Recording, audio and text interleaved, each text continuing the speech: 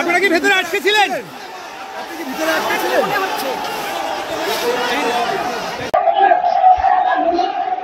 আপনি কি ভেতরে আটকে ছিলেন? আটকে ছিলেন এতক্ষণ? আপনি কি এতক্ষণ ভেতরে আটকে ছিলেন? আপনি কি অসুস্থ বোধ করছেন? যারা বেরোচ্ছেন তারাও কিন্তু আতঙ্কিত।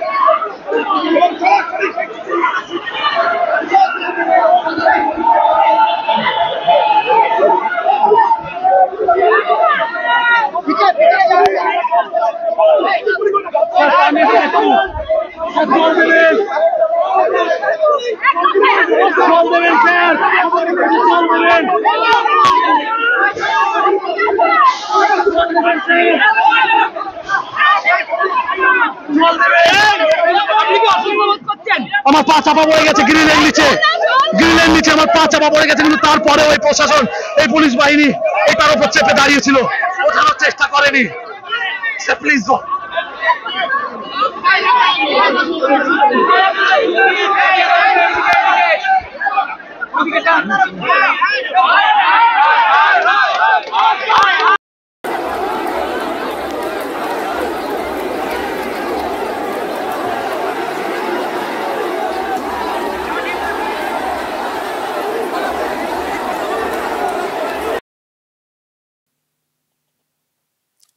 এ তো যেন অপারেশন সিন্দুর কলকাতা বা অপারেশন সিন্দুর পার্ট 2 যা দেখলাম আজকে কলকাতায় বিকাশ ভবনের সামনে। পুলিশ আজকে যে ব্যবহারটা করেছে একবারও মনে হয়নি যাদের সঙ্গে ব্যবহারটা করেছে তারা শিক্ষক শিক্ষিকা বলে। পুলিশ আজকে যেভাবে লাঠিচার্জ করেছে, মারধর করেছে, একেবারে ফাটিয়ে দিয়েছে, মাথা ফাটিয়ে দেওয়া, পা ফাটিয়ে দেওয়া, ফাটিয়ে দিয়েছে। তো সেই সব দেখে একবারও মনে হয়নি যে তারা শিক্ষক শিক্ষিকা। যারা মনে হচ্ছে যে পুলিশ জঙ্গিদেরকে পেটাচ্ছে বা জঙ্গিদেরকে নিকেশ করার চেষ্টা করছে, মেরে ফেলার চেষ্টা করছে। সেই জন্যই বলছি কথাটা, যে আজকে যা দেখলাম বিকাশ ভবনের সামনে যেন মনে হচ্ছে অপারেশন সিন্দুর পার্ট 2 চলছে বা অপারেশন সিন্দুর কলকাতা চলছে।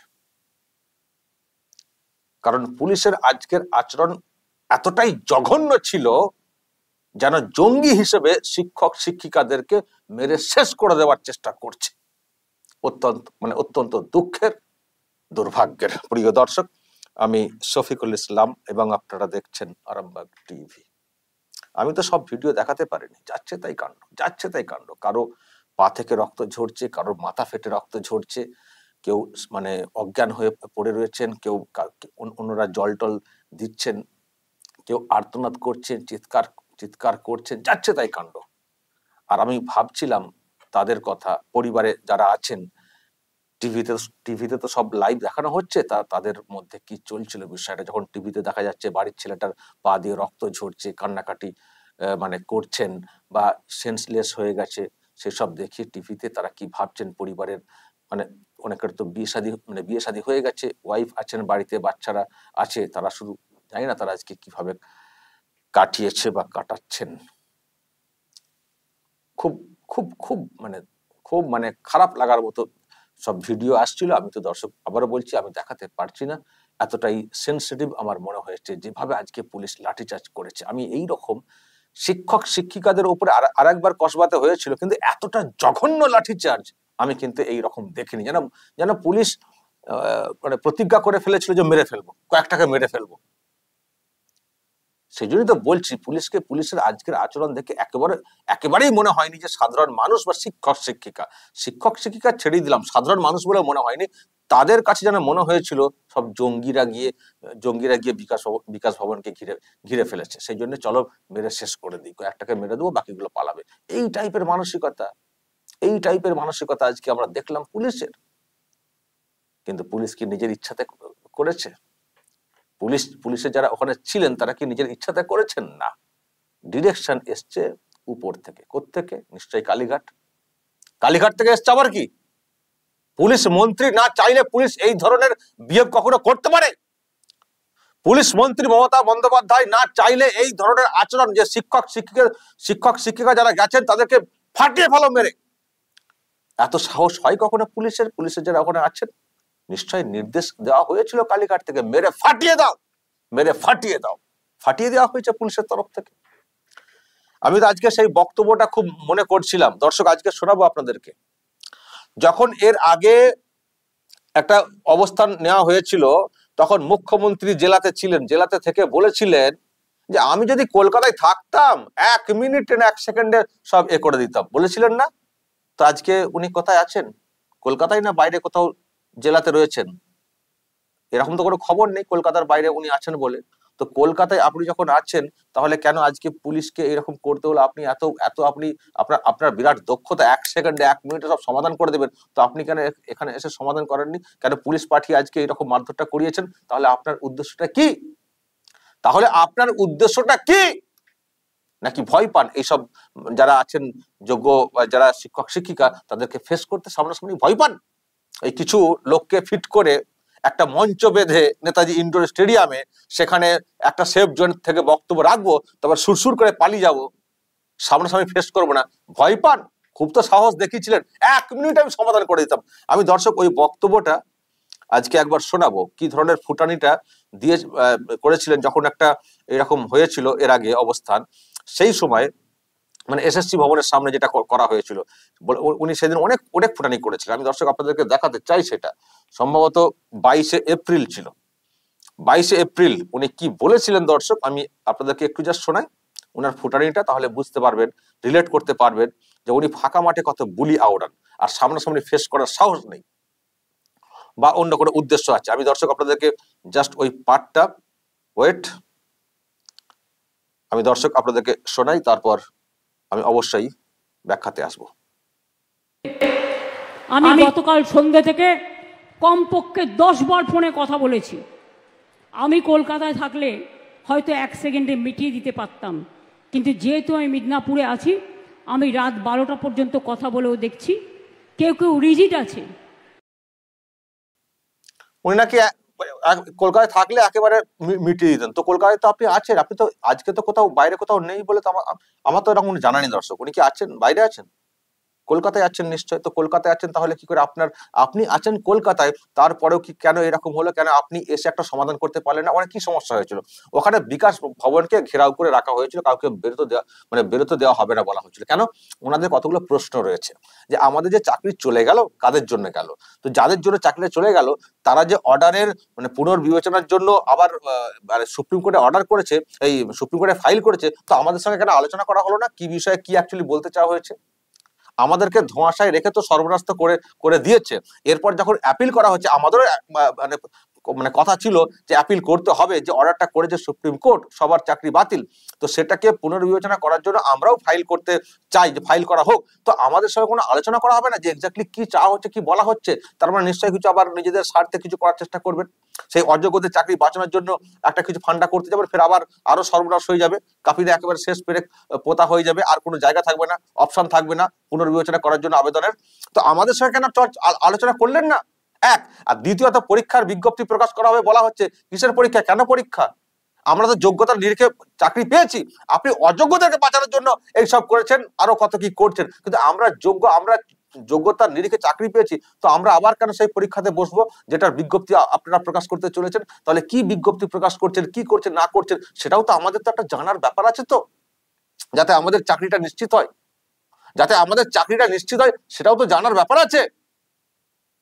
তো এইসব নিয়ে কথা বলতে হবে, আসুন আসুন। আর বিকাশ ভবনে সব বসে বড় বড় সব এ করা হচ্ছে, যত কারচুপির তো একটা সেন্টার হয়ে গেছে বিকাশ ভবন। তো এখানে আমরা কি করে ছাড়বো? এখানে এসে শিক্ষামন্ত্রী বা মুখ্যমন্ত্রীকে এসে বলতে হবে কি করছে রাজ্য সরকার, কি করতে চাইছে। এক তো অ্যাপিল, আর দ্বিতীয়ত বিজ্ঞপ্তি, এইসব বলতে হবে, না হলে বের হতে দেবো না। তো তারা বিকাশ ভবনের গেটের সামনে ঘিরে বসেছিলেন। তো তারা ঘিরে বসেছিলেন বলে অন্য ওখানে যারা কর্মচারী আছেন তাদেরকে বের করতে হবে বলে লাঠিচার্জ করবেন? পুলিশের মানে একটু করে দক্ষতা নেই যে তাদেরকে সত্যি যাদেরকে বার করতে হবে? আমি দেখছিলাম পুলিশ মানে পুলিশ বলেছে যে অনেকে অসুস্থ হয়ে পড়ছিলেন বা অনেকে আছেন বয়স্ক, দেখছি কিছু লোককে দেখানো হচ্ছে এখানে। তো বয়স্ক বা অমক তমক তাদেরকে বের করার ক্ষেত্রে আলোচনা ভিত্তিক একটা করে অপশন ছিল না? সব যারা গেছেন ওখানে সব তো শিক্ষক শিক্ষিকা, নিশ্চয়ই তারা পড়াশোনা করা লোকজন, একেবারে অশিক্ষিত মূর্খ না। তাদের ক্ষোভ আছে, জানি ক্ষোভ আছে, তারা পুরো আটকে রেখে দিয়েছেন। তো কেউ অসুস্থ হয়ে পড়লে তার চিকিৎসার জন্য তারা অ্যালাউ করবেন না, সেটা কখনো হতে পারে? এই ধরনের যুক্তি কখনো খাটে? তো তাদেরকে বুঝিয়ে বা তাদের সঙ্গে একটা আলোচনা করে, আর আলোচনা করা বলতে কি, তাদের যে দাবিগুলো আছে তো সেগুলো সামনে থেকে এসে কেন ফেস করা গেল না? কেন শিক্ষামন্ত্রী আসতে পারলেন না? কেন মুখ্যমন্ত্রী আসতে পারলেন না? খুব তো ফুটানি করেছিলেন সেদিনে, আমি 1 মিনিটে 1 সেকেন্ডে ব্যবস্থা করে দেবো, কেন আসতে পারলেন না? যে এত মানুষ বিকাশ ভবনে চাকরি করতে এসে আটকে রয়েছেন, একটা জট তৈরি হয়েছে, যারা চাকরিচ্যুত হয়েছেন তারা ঘিরে রয়েছেন, চলো আমি যাই, গিয়ে বলি ব্যাপারটা কি হয়েছে, ওদেরকে একটু বোঝাই, তারপর আস্তে আস্তে সরিয়ে সকলকে বের করে দিই নর্মাল করে। সেটা না করে পুলিশ পাঠিয়ে লাঠিচার্জ করে মেরে ফাটিয়ে একেবারে শেষ করে দেওয়ার মতো অবস্থা করে দিয়ে আপনি বের করেছেন, অন্যদেরকে বের করেছেন। আপনি মানবিকতা দেখাচ্ছেন, যারা চাকরি করতে এসেছেন তাদেরকে বের করতে হবে, তাদের প্রতি মানবিকতা, আর অন্যদেরকে মেরে অন্যদের রক্ত বের করে এটা মানবিকতা হচ্ছে? একটা দলকে বের করছেন বিকাশ ভবন থেকে আর অন্যদেরকে মেরে ফাটিয়ে রক্ত বের করে। এমনকি দর্শক আমি শুনছিলাম যে রক্ত গলগল করে বের হচ্ছে, একটা অ্যাম্বুলেন্স দরকার চিকিৎসা করার জন্য, পুলিশ অ্যাম্বুলেন্স দেয়নি, অন্যভাবে তাদেরকে নিয়ে যেতে হয়েছে। মানে বুঝতে পারছেন কি ধরনের নির্মম একটা ব্যবহার? আমি এমনি বলছি এটা অপারেশন সিন্দুর কলকাতা, এমনি বলছি যেন মেরে ফেলার চক্রান্ত করা হয়েছিল, একেবারে মেরে ফেলার। এই হচ্ছে পুলিশ, এই হচ্ছেন পুলিশ মন্ত্রী ফুটানিবাজ, ঘর থেকে বেরোতে পারেননি। হ্যাঁ, আপনার শিক্ষামন্ত্রী আসতে পারলেন না একবার? সর্বনাশ করে দিয়ে আরো সর্বনাশ করতে চলেছেন। তারপরে একটা ক্ষোভ বিক্ষোভ তৈরি হয়েছে, সেটাকে সামাল দিয়ে বিষয়টাকে একটু বোঝানো পরিষ্কার করা, সেটা করার সাহস নেই। পুলিশ পাঠিয়ে দিয়ে উনি ওখানে বসে বসে ড্যাং ড্যাং করছেন, ঠান্ডা ঘরে বসে ড্যাং ড্যাং করছেন, পুলিশ দিয়ে পিটিয়ে। জঘন্য জঘন্য মানে মুখ্যমন্ত্রী, পুলিশ মন্ত্রী, এইরকম দেখিনি পুলিশ মন্ত্রীকে।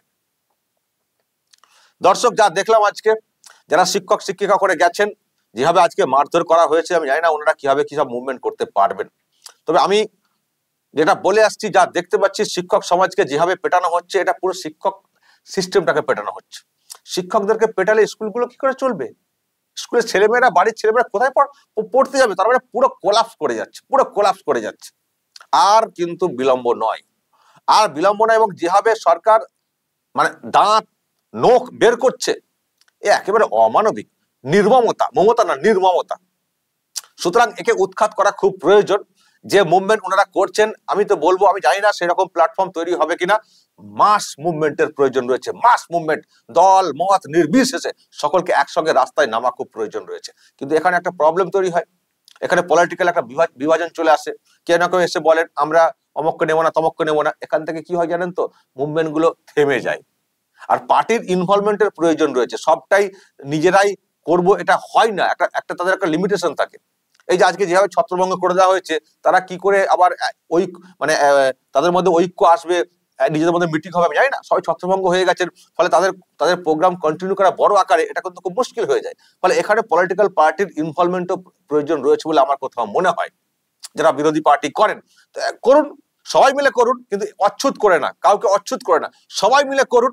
দরকার হলে একটা সমন্বয়ক সিস্টেমের খুব প্রয়োজন হয়ে পড়েছে আমাদের রাজ্যে, বাংলাতে। সমন্বয় মানে সমন্বয়ক যারা আছে আর কি, মানে এরকম তৈরি করা প্রয়োজন রয়েছে, যে যারা সমন্বয় সাধন করবেন, বিভিন্ন মতের বিভিন্ন গোষ্ঠীর সমন্বয় করে একটা ছাতার তলায় যাতে আনা যায় জোরালো মুভমেন্টের ক্ষেত্রে। সেরকম সমন্বয়ক সিস্টেম করে সবাইকে সমস্ত বিরোধী, শাসক বিরোধী সবাই চাইছেন এটাকে উৎখাত করতে, যারা চাইছেন তাদেরকে নিয়ে একটা সমন্বয়ক একটা মানে সমন্বয় কয়েকজনকে করে একটা মানে প্ল্যাটফর্ম তৈরি করে আমার মনে হয় মাস মুভমেন্টের কিন্তু প্রয়োজন রয়েছে। এই সমস্যার সমাধান হবে না দর্শক, দেখবেন এই যে চাকরিচ্যুতরা এত কষ্ট করছেন, বুঝতে পারছি মুভমেন্ট করছেন, কিন্তু এই সরকারের যা মন মানসিকতা, এদের ভবিষ্যৎ অন্ধকার। সুতরাং শুধু এদের ভবিষ্যৎ অন্ধকার তা না, পুরো রাজ্যটারই ভবিষ্যৎ অন্ধকার। সুতরাং আলো যদি জ্বালতে হয়, আনতে হয়, তাহলে মাস মুভমেন্ট করে সবার আগে এই সরকারটাকে উৎখাত করতে হবে। তার জন্য জমি তৈরি করতে হবে, কোনো মানে বিরোধীদের মধ্যে কোনো বিভাজন না রেখে, যে যার মতের হোক, গোষ্ঠীর হোক, সবাইকে এক ছাতার তলায় এনে একটা জোরালো প্ল্যাটফর্মের প্রয়োজন রয়েছে।